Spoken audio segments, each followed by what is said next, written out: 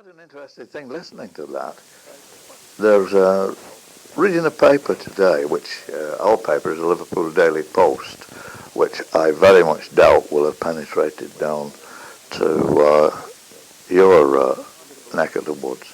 But there was a bit of an article in about the BBC Dance Orchestra, and I'm very surprised to find that they'd had one for many years. I tended to think of it just as a sort of Henry Hall, and then there was a bit of a do when they had Billy Turnant, and then it sort of came up with Cyril Stapleton's show band. But the writer of this seems to show a continuous path between them, and starting off with Jack Hilton in the 20s, and then going on to Henry Hall with his, it said with his Americanized influence. A fellow called Stan Woolley wrote it. You may have come across him when you lived in St Helens. He used to promote jazz concerts, as far as I can recollect. His name was on the programme of quite a few of the things. And how it has gone on, and they still have something which they call the BBC Big Band, which I've heard of times. Not all that struck on it. It sort of, as one might say, it reeks of the electric bass. Now getting back to that to that record, to the Nelson Riddle that I've just played. It's a different world, isn't it, to what we have heard, what would have come out at the time of the dance bands. It's very slick on lots of different instruments and things, and yet not really the same. I think I mentioned before about tunes of that period, songs of that period. That is one of them. I get along without it very well. That was about the time we got our radio set, and where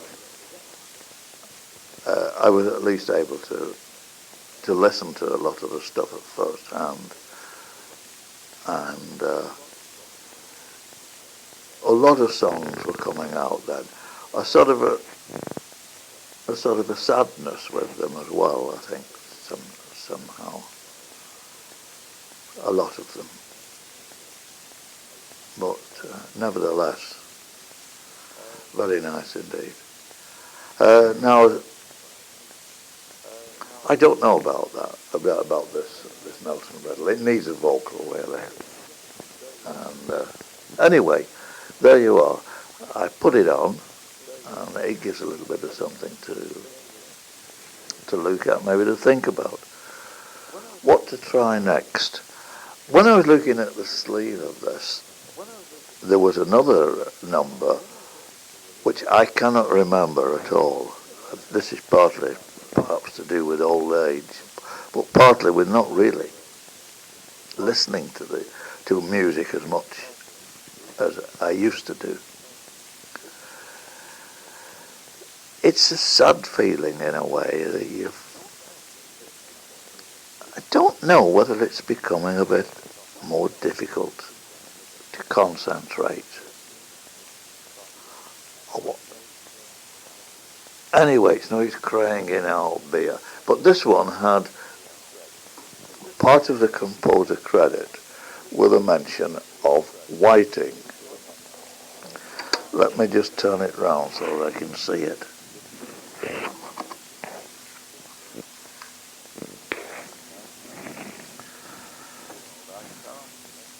This is called I Can't Escape From You, and the composer credit, Leo Robin and Richard A. Whiting.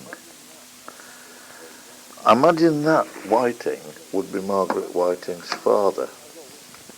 And so I thought, well, just put this thing on and see what it is.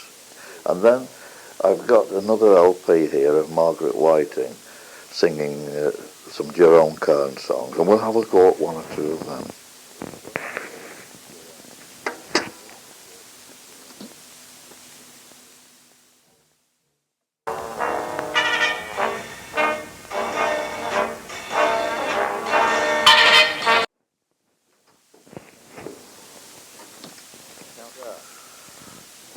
Now there, what can you say? It's a difficult thing to try and remember. I don't know whether I could whistle that tune now. I'm certainly not going to try it. Just as I finished, actually, there's a bit of a hold-up because Enid came in and wanted me to open a tin. So I've had to go out and open a tin, and we've had a little bit of a talk about something else. So I'll just come back. 5 minutes or so have elapsed. In fact, it's now 25 to 6. And I think there's a great deal of musical tricks of different instruments and things like that. I think the dance band idea, they usually stated the melody pretty simply, and then they would have a vocalist. It's a bit. I think these things are a bit too complicated. Okay, let's have one of Margaret Whiting's on now. Simply because that was written, I hope anyway, by her father. You'll probably come back and say this was the Samuel Eddystone Whiting who didn't write those tunes at all. Or it wasn't Margaret Whiting's father, but never mind.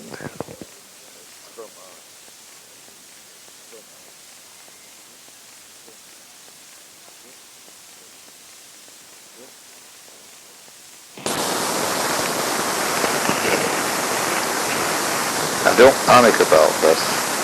I must have left the mic plugged in and plugged it out and taken it out later. It comes on in due course.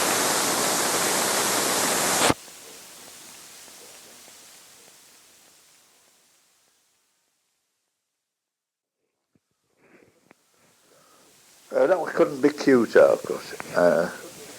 This is one of the Verve records. Margaret Whiting sings the Jerome Kern Songbook Volume 2, orchestra conducted by Russell Garcia. Can't see any date on it, but I've had this thing since before we were married. Must be probably 62 or something like that.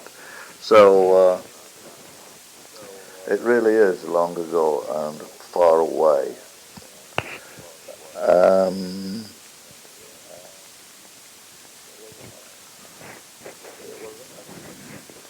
Yeah, well, that's very nice. I don't know whether the orchestra, whether the accompaniment is lush or what. I am getting critical today, aren't I? Anyway, there we are. That's couldn't be cute. I'm just looking for the. This comes from Joy of Living, 1938. Makes a delightful use of the flute against a sharply accented percussive background in this saucy presentation. So there. On this tape is Long Ago and Far Away. Now, whether to put that on, I think this would probably take us to the end of the tape, of this side of the tape, and I think that's what we'll do. The record's there on the turntable, and I could put that on without looking too far for anything else. Sounds a bit lazy, but I got it for Long Ago and Far Away. Anyway, all those years ago, got it in NEMS, as it used to be. NEMS was Northern Electric and Musical Services, I think, or something like that. Set up by that fellow who who was behind, I think at one time was behind the Beatles, and his name escapes me.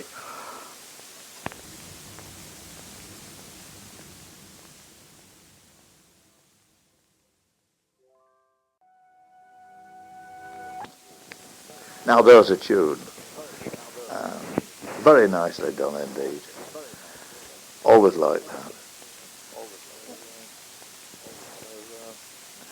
They're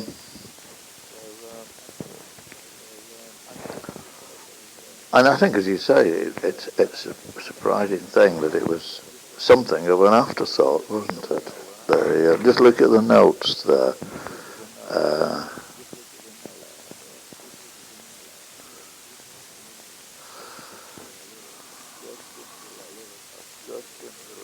As Gershwin relates in his lyrics on several occasions, this lyric gave him uncommon difficulty, and it was the fifth of 5 lyrics completed for this haunting tune. Cover girl starred Rita Hayworth and Gene Kelly. It must be quite a job to write a song, to get everything just right. When you listen to a lot of stuff, a lot of, for example, Lloyd Webber's stuff, a lot of it is much the same, and there doesn't seem to be a great deal of real thought goes into it. Nowadays, a lot of people call it tum-ti-tum music. In one of the articles in the paper, today's Daily Post, has the weekend's entertainment stuff in. That's where I got the stuff about the BBC Big Band, and there's a review of a production of Jesus Christ Superstar, which is said, the critic said, it's to be seen but not to be listened to. He certainly doesn't think much of it. And a review of another show which comes on, a new show which has been written, and at one of the smaller theatres, in fact a theatre I hadn't even heard of, and this talks about music. He says there's music all the way through, and some of the songs are just musical numbers, which doesn't say a lot for it really. I think in the good old days, as we would like to say, the music, each musical, they tried to have some songs which people would bring out with them, would be singing, and which they could play, which would stand on their own. And there were the dance bands and